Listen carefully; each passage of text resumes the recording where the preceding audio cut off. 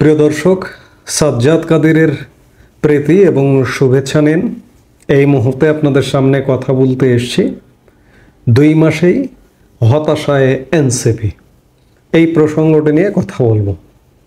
বাংলাদেশে প্রচলিত রাজনৈতিক ব্যবস্থা, প্রধান যে রাজনৈতিক দলগুলো, বিশেষ করে আওয়ামী লীগ, বিএনপি, এর বাইরে একটি তৃতীয় শক্তি উত্থানের একটা বিশাল সম্ভাবনা ছিল। জামাতে ইসলামী ধর্মভিত্তিক দল, তাদের কথা ভিন্ন, তাদেরকে আলোচনায় আনতে চাই না, কারণ আমার বাংলাদেশের মানুষ ধর্মভীরু। আমার বাংলাদেশের মানুষ 92% মুসলিম, কিন্তু ধর্মভিত্তিক রাজনৈতিক দল 92% মানুষ পছন্দ করে না।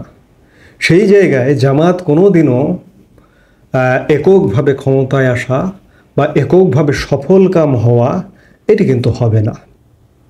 সেখান থেকে এই যে বিএনপি আওয়ামী লীগের বাইরে একটি নতুন রাজনৈতিক ব্যবস্থা উত্থানের বিরাট একটা সুযোগ ছিল। কারণ বিগত সময়ে আমরা 54 বছরের ইতিহাসে দেখে আসছি যে বিএনপি, আওয়ামী লীগ কিংবা জাতীয় পার্টির দেশ শাসন, প্রত্যেকটি রাজনৈতিক দল দুর্বৃত্তপনায় ভরপুর।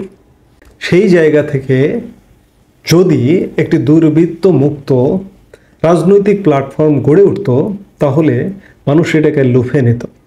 কিন্তু বাংলাদেশের মানুষের দুর্ভাগ্য যে আজও এমন একটি তৃতীয় শক্তি গড়ে ওঠেনি।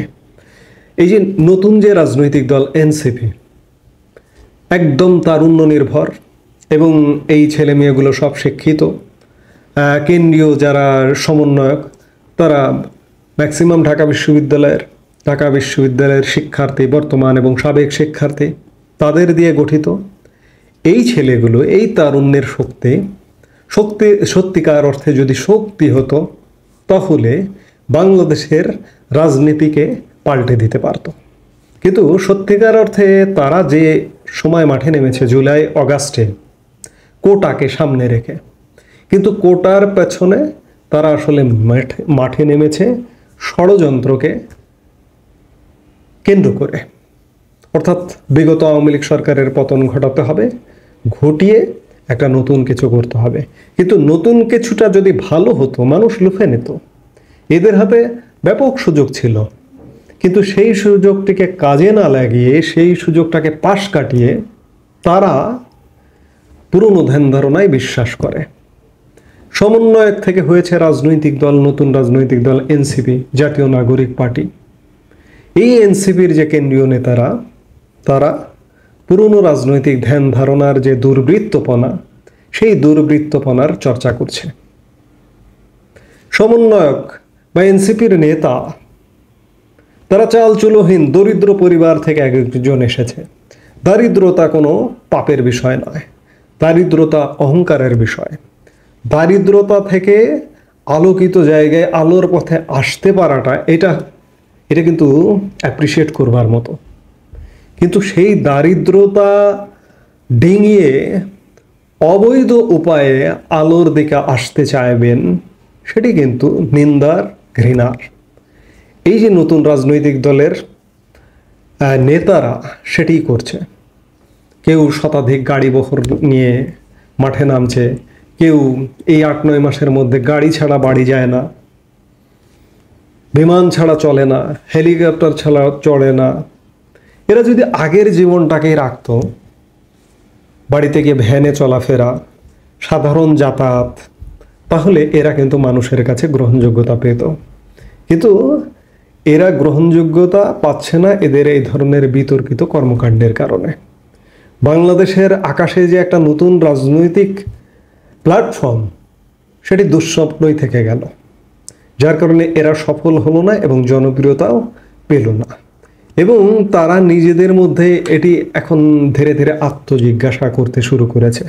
গত বৃহস্পতিবার এনসিপির একটি সভা হয়েছে। তৃতীয় সাধারণ সভায় দলীয় কার্যক্রম নিয়ে এনসিপির নেতারা নিজেরা নিজেদের মধ্যে ক্ষোভ প্রকাশ করেছেন।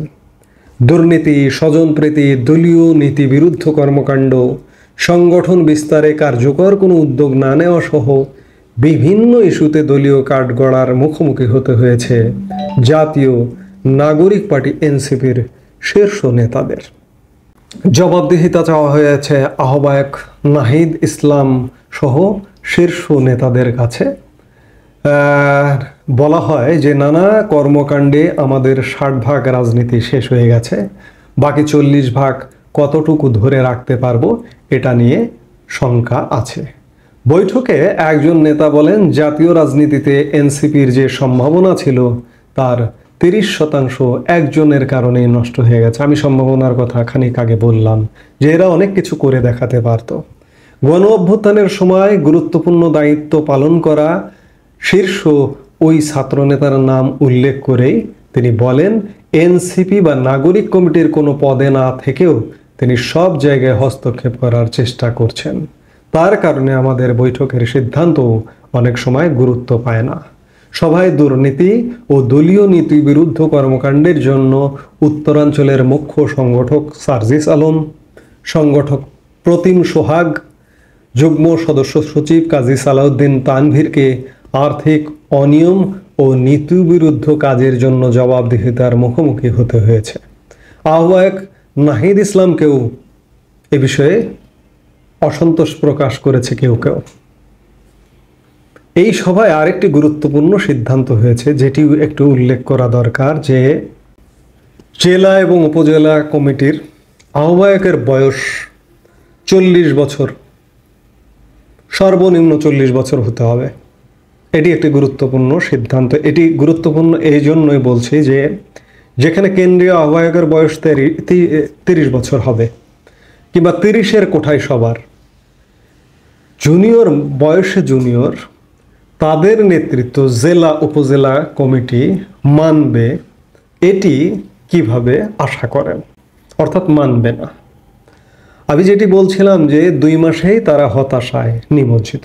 হতাশায় নিমজ্জিত হওয়ার কারণ হচ্ছে বিগত 2 মাসে এনসিপির কোনো কার্যক্রম আসলে দৃশ্যমান নেই। ঢাকাতেও নেই, এমনকি ঢাকার বাইরে জেলা উপজেলায় একটা নতুন রাজনৈতিক দল কিংবা আগামীতে ক্ষমতায় যাবে এমনটা যদি হয়, যেভাবে বিস্তার লাভ করা দরকার সেই বিস্তার লাভ করবার কোনো চিহ্ন নেই। ঢাকার বাইরে এটির কোনো কার্যক্রমই নেই। আমরা অনেক দিন ধরে এদের বিতর্কিত কর্মকাণ্ড সমন্বয়ক হিসেবে যে বিতর্কিত কর্মকাণ্ড দেখে আসছিলাম, তাতে বলছিলাম যে এনসিপি বাংলাদেশে কোথাও নির্বাচনী রাজনীতিতে একটি আসনও পাবে না, এমনকি জামানত বাজেয়াপ্ত হতে পারে। বিতর্কিত কর্মকাণ্ড দেখছিলাম, এজন্য বলছিলাম। কিন্তু বিগত 2 মাসে যখন এরা রাজনৈতিক দল হিসেবে এলো, তাদের আসলে কার্যক্রম একদম শূন্যের কোঠায়। এখন পর্যন্ত নির্বাচন কমিশনে নিবন্ধনের কোনো ব্যবস্থা হয়নি। ইলেকশন নিয়ে যে অগ্রগতি, নিজেদেরকে এগিয়ে নিয়ে যাবে, তার কোনো কার্যক্রম হয়নি। অর্থাৎ এই দলটি আসলে, আমাদের বাংলাদেশে অনেক প্যাট সর্বস্ব দল আছে না? এই যে আজকে একটা খবরে দেখলাম গত 8 মাসে 22টি নতুন রাজনৈতিক দল এসছে, যেগুলো প্যাট সর্বস্ব। এনসিপিও আসলে প্যাট সর্বস্ব রাজনৈতিক দলের ভূমিকায় অবতীর্ণ হতে যাচ্ছে আসলে। কারণ একটা জিনিস, একটা দিনের সকালটা দেখলে তার পুরো দিনটা কেমন যাবে এটা বোঝা যায়। এনসিপির আমরা সকালটা দেখে ফেলেছি। 2 মাস মানে এনাফ টাইম। এর ভবিষ্যৎ কি হবে বোঝাই যাচ্ছে। কাজেই ঘুরে ফিরে বাংলাদেশের মানুষের ভাগ্যে সেই আওয়ামী লীগ বিএনপির মধ্যেই থাকতে হবে। তাই আমাদের প্রত্যাশা যে আওয়ামী লীগ বিএনপি আমরা থাকবো, ঠিক আছে, পুরনো রাজনৈতিক ব্যবস্থাতেই থাকবো, কিন্তু আওয়ামী লীগ বিএনপি 2 দলের ভেতরেই গণতন্ত্রের চর্চা করতে হবে। সবার আগে নিজের দলে গণতন্ত্রের চর্চা থাকতে হবে। নিজের দলে যদি গণতন্ত্রের চর্চা না থাকে, তাহলে দেশে কখনোই গণতন্ত্র প্রতিষ্ঠা হবে না। এই মুহূর্তে সবচেয়ে সমালোচিত সব মহলে আওয়ামী লীগ গত 16 বছরে নিজ দলে কোনো গণতন্ত্র প্রতিষ্ঠা করেনি। আওয়ামী লীগের কোথাও কোনো জায়গায় কোনো কাউন্সিল ভোটের মাধ্যমে হয়নি। হঠাৎ করে আওয়ামী লীগ প্রধানের মনে হয়েছে যে ওরে নিয়ে আসো, ওরে এমপি বানায় দাও, নিয়ে এসে বানায় দিয়েছে। ওরে দলের সভাপতি বানাও, বানায় দিয়েছে, ওরে উপদেষ্টা বানাও বানায় দিয়েছে। একইভাবে বিএনপির ক্ষেত্রেও প্রযোজ্য।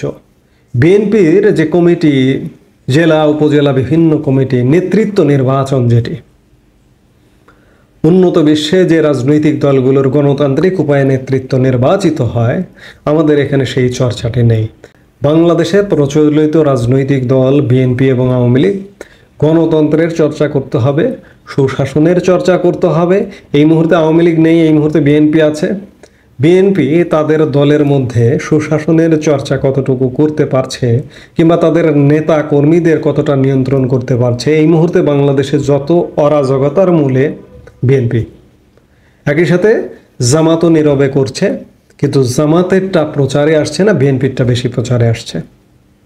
কাজে এই যে এনসিপি 2 মাসেই হতাশায় পড়ে গেছে নানাভাবে। বিশাল দল বিএনপি কিংবা বিশাল আওয়ামী লীগ তাদের সাথে পাল্লা দিয়ে পেরে উঠছে না। আওয়ামী লীগ এই মুহূর্তে নেই, তারপরে প্রতিনিয়ত এনসিপির নেতাদের ভীতি প্রকাশ পেয়ে যায়। এই যে গতকালকেও এনসিপির মুখ্য সংগঠক দক্ষিণাঞ্চল হাসনাত আবদুল্লাহ ফেসবুকে আওয়ামী লীগ নিয়ে পোস্ট দিয়েছেন। অর্থাৎ এগুলো ভীতি থেকে আসছে। কাজ করুন, আপনারা কাজ করুন, কিন্তু কাজ করছেন না। কোন দল আসছে, কোন দল যাচ্ছে, কোন দলকে নিষিদ্ধ করবে, নিষিদ্ধ করবার আপনি দাবি তুলছেন। আপনি কি দাবি তোলবার মতো যোগ্যতা অর্জন করেছেন? আপনার রাজনৈতিক প্ল্যাটফর্মটা কি সেই শক্তিশালী যে আপনার প্ল্যাটফর্ম থেকে আপনি জনগণের আকাঙ্ক্ষা পূরণ করেছেন? আপনার প্ল্যাটফর্ম থেকে দাবি তুলবেন যে আওয়ামী লীগকে নিষিদ্ধ, আওয়ামী লীগ নিষিদ্ধ হয়ে যাবে। কিন্তু আপনি সেই জন আকাঙ্ক্ষা, জনপ্রত্যাশা পূরণ করতে পারেননি। এই জন্য আপনার কথা কেউ শুনবে না, এই জন্য আওয়ামী লীগকে নিষিদ্ধ করতে পারবেন না। ওই ঘুরে ফিরে আওয়ামী লীগ এবং বিএনপি রাজনীতি করবে। আগামী দিনের বাংলাদেশে আওয়ামী লীগ বা বিএনপি তারাই ক্ষমতায় আসবে। নতুন ব্যবস্থা, নতুন বন্দোবস্ত বলেন আপনারা, এগুলো আসলে মুখে মুখেই। এজন্য আমি যেটি দিয়ে শুরু করেছিলাম যে 2 মাসেই এনসিপি হতাশায়। এই হতাশা কাটবার আর কোনো সম্ভাবনা নাই। এই মুহূর্তে এ পর্যন্ত। সবাই ভালো থাকুন, সুস্থ থাকুন। আমাদের ভিডিওগুলো নিয়মিত পেতে সাবস্ক্রাইব করুন Sajjad Kadir and the legends YouTube channel এবং লাইক, কমেন্ট, শেয়ার করে সাথে থাকুন।